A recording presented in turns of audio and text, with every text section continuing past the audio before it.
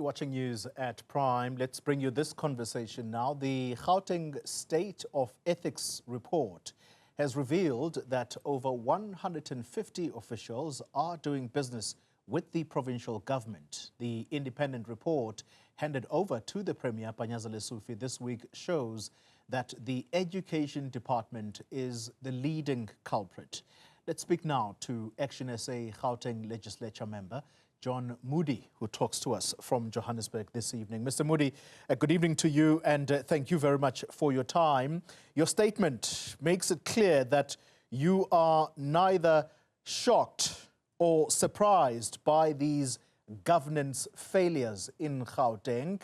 Why is this state of affairs sounding all too familiar to you as a party? Well, you know, I have the responsibility and the honor to be the chairperson of SCOPA in the legislature.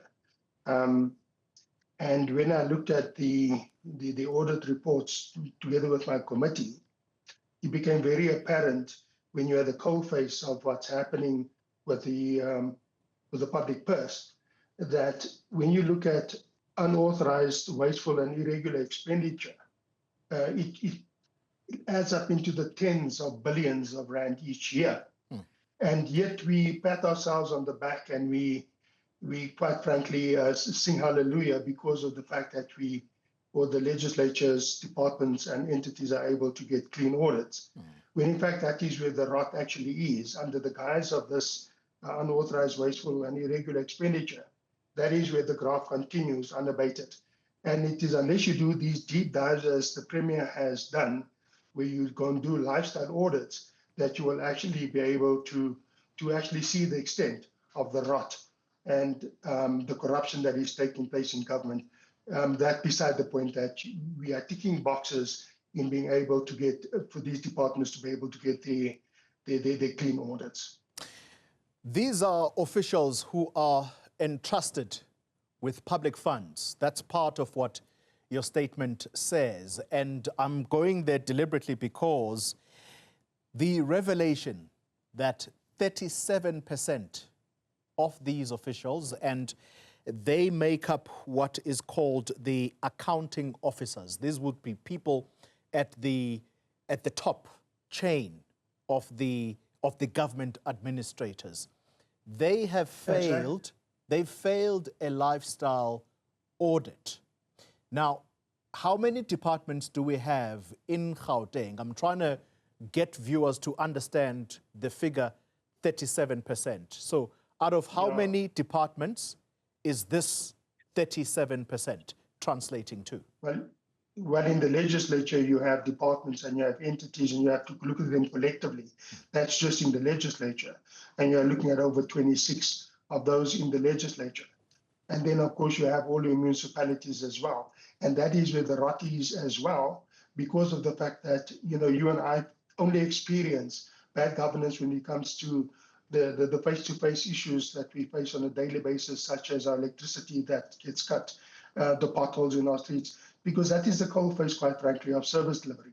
So if a person extends it into the municipalities, never mind national government, we're just talking about Gauteng here, it could be well over or close to 100 entities and departments, if not more, just within Gauteng itself. Yeah. And these, as you correctly have indicated, are people who are entrusted with the public purse. And these are the people who are responsible to carry out the mandate of service delivery, because we as politicians don't do it.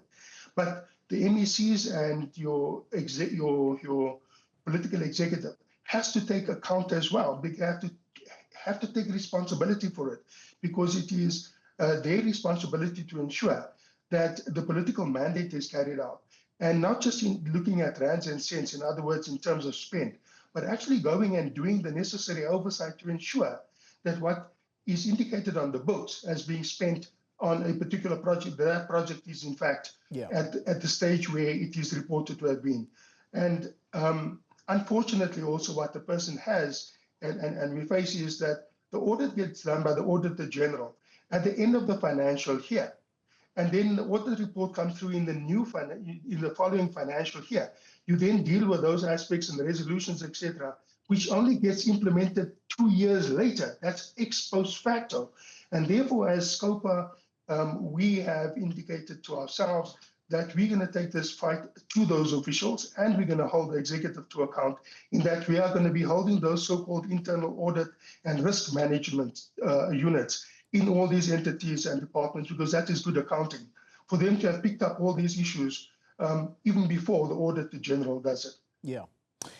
I want for us to keep this conversation simple, Mr. Moodey, because sometimes we can talk above people's heads in terms of the government departments and Auditor General. We easily can talk a language that people may find difficult to understand. If we keep it simple and say 37% have failed what is called a lifestyle audit, what does that mean in practice? Are these people who are living beyond their means? If so, can we put an example there next to an official and say they're living beyond their means because they have X number of houses, yet the salary they earn says this person shouldn't be holding or shouldn't be owning so much assets?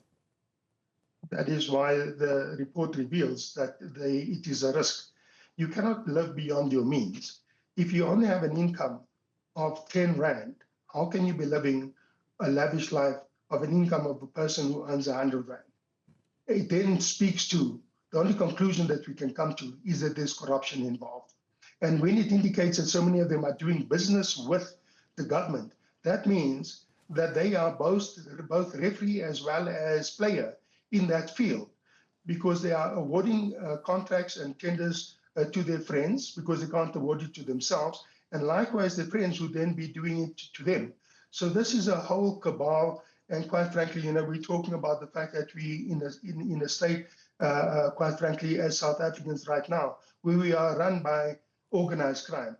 So as far as I'm concerned, this is nothing else than a cartel, and it is indeed what I would deem to be organized crime, because they are absolutely purging the state coffers. And at the end of the day, it is us as citizens who suffer and as a result thereof, because we're not getting the services that are due to us. We see our hospitals in decay, we see our infrastructure falling apart, and housing itself is the mega projects that have gone on. Our people are living in squalor in informal settlements, yet there's thousands of units across just Gauteng, that is these mega projects that are standing empty. And just here in Rand West, for example, where over 5,000 units are standing incomplete for a couple of years. So do you know how much it's going to cost us now to revamp and redo and rebuild those units?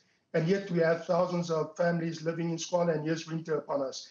And these officials, quite frankly, who should be there to serve us as public servants, are doing nothing else but feathering their nests. Yeah. This thing has to come to an end. And it is as a result of the fact that there is no consequent management and there is no accountability that is taking place.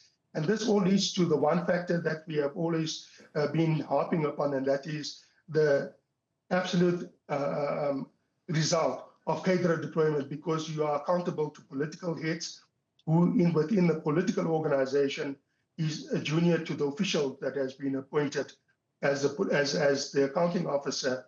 And so you have the vice versa, where the one is more senior to the other in the political sphere, but yet in the work environment, your junior is your political senior.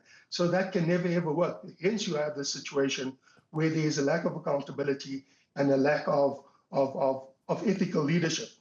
The only way for us to stop this as South Africans is that we need to go down that very hard road of taking the necessary, not just disciplinary action, but legal action and criminal action against these officials. Yeah. A case in point is the billions that were spent on the Zondo Commission, sorry.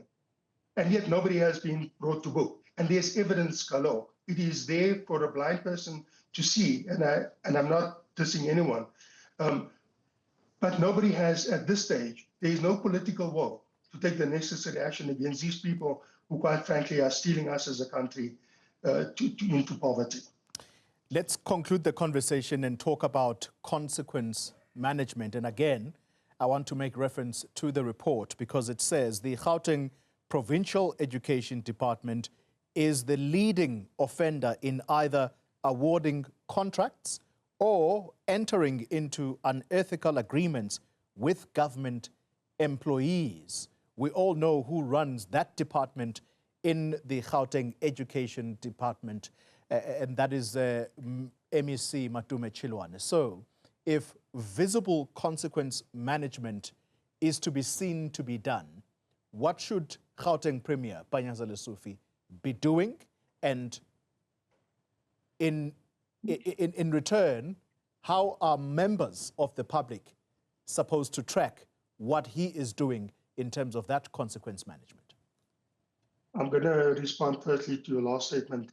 I will be writing to the Premier if I can't get a meeting with him, because we'd like to ensure that he needs to give us a timeline in which he will be dealing with this particular matter. Overall, not just the education department. And he needs to give us timelines and what he's going to do. And he needs to report back to us as the within the legislature, but more so to the public at the end of the day. And quite frankly, the excuse you get is, I'm a new MEC. The head of department or the accounting officer says, I'm new. This is going back some other time. But this is not about being new. It is about the fact that these are officials who are in the department, busy working there, and they have been caught out. The Premier should instruct the MEC to take disciplinary action against those individuals who are involved with inside trading, if a person may call it that. And he has to give them a time frame in which to do. And it has to be open and transparent so that we can restore public trust in government. And it has to start off with the political responsible person, that political head, needing to do his or her job. In this case, he has to do his job. He has to hold his heads of department and those other executive management to account.